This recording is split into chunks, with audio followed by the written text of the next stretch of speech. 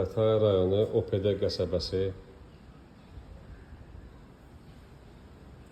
Bir maşın girən həyəti olan dəhliz sistemli, tam təmirli,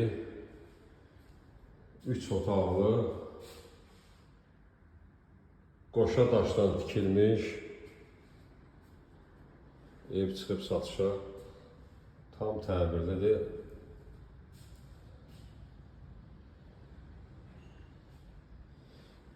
İstilik sistemi kombidir. Xəttlər çəkilib, sayğaclar quraşdırılıb. Burada bir zaldır. Avtobus dayanacağına çox yaxın yerdədir. Yaxında 2 məktəb yerləşir.